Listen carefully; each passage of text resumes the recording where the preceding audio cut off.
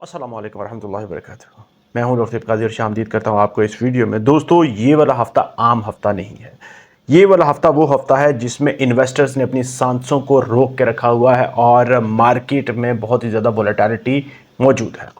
दोस्तों, इस हफ़्ते दुनिया अगले माली ज़ल्ज़ले का इंतज़ार कर रही है। दोस्तों, दुनिया की नज़रें एक ही खबर पर इस वक्त जमी हैं और वो है अमेरिका ईरान के दरमियान मुज़ाकरात। अगर दोस्तों ये मुज़ाकरात कामयाब हो जाते हैं तो मार्केट में एक बहुत ही ख़तरनाक तब्दीली आ सकती है। अगर इस हफ्ते दोस्तों ईरान यूएस मुज़ाकरात कामयाब हो जाते हैं तो माली दुनिया में एक ऐसा झटका आ सकता है जो सिर्फ और सिर्फ नंबर्स नहीं बदलता बल्कि सरमायाकारों की तकदीर भी बदल सकता है। इस वक्त सोने की बात करें तो दोस्तों इस वक्त सोना तकरीबन $4,800 पर आउंस पर ट्रेड कर रहा है। $9 इसमें कमी हो चुकी है और 20% कम 0.2% कम हो चुका है।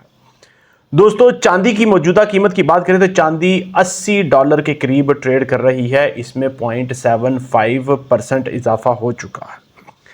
दोस्तों, सोने का मुमकिन हदफ $5,500 पॉसिबल हो सकता है और चांदी $100 पर आउंस को क्रॉस कर सकती है।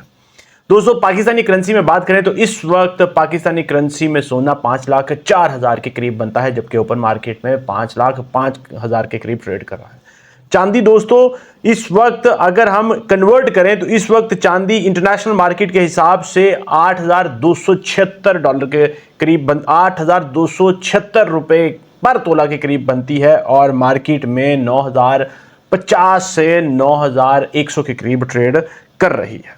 दोस्तों, जिस तरह से मैंने आपसे कहा कि सोना $5,500 और चांदी $100 पर आउंस पर जा सकती है अगर मुज़ाकरात कामयाब हो सकते हैं, तो याद रखें ये इजाफा खुशी नहीं बल्कि ये एक दूसरे खौफ की शक्ल है।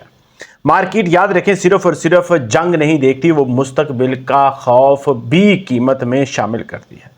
बात करें उन अवामिल की जो इस धमाके को जन्म दे सकते हैं दोस्तों, उसमें सबसे बड़ा जो रोल है वो ऑयल की प्राइसेस का है, उसकी वॉलेटिलिटी का है और उसके साथ साथ मिडल ईस्ट मशरिक़ वुस्ता में वक्ती अमन है, उसके साथ साथ डॉलर में कमज़ोरी और याद रखें कि सेफ हेवन की पोजीशनिंग और इंस्टीट्यूशनल बाइंग। दोस्तों, अगर तो मैं आपको बताने जा रहा हूं कि अगर मुज़ाकरात कामयाब हो जाते हैं तो कुछ लोग ये समझेंगे कि शायद खतरा कम हो गया, लेकिन मार्केट अक्सर अमन के दिनों में ज़्यादा ख़तरनाक हो जाती है, क्योंकि दोस्तों फियर प्रीमियम अचानक शिफ्ट हो जाता है, बड़ी खिलाड़ी दोबारा पोजीशन ले लेते हैं और वोलेटिलिटी एक्सप्लोड कर जाती है। दोस्तों, मैं आपको ये बताता चलूं कि सोना और चांदी इस वक्त भी लॉन्ग टर्म बुलिश ट्रेंड में मौजूद हैं, ये हमें डेटा बता रहा है और चांदी को भी इस वक्त अंडर वैल्यूड किया जा रहा है, समझा जा रहा है। याद रखें दोस्तों, बाजार कभी भी सादा नहीं होते, ये कभी खुशी देता है और कभी खामोशी में सब कुछ छीन लेता है।